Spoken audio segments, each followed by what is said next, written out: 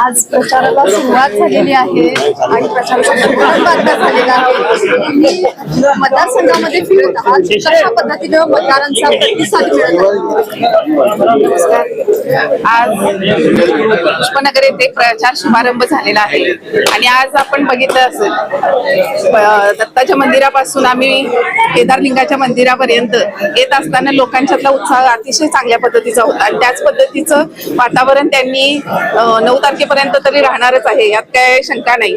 आणि लोकांनी ही उमेदवारी दिलेली आहे आणि त्यामुळं खरं तर मला वाटते लोकांचा उत्साह आणि त्यांची जर त्यांच्यातला उत्साह आणि त्यांचा आनंद बघितला तर ही निवडणूक निश्चितच आमच्या बाजूने निकाल देईल असं मला या निमित्ताने केदारलिंगाच्या निमित्ताने सांगावंसं वाटते.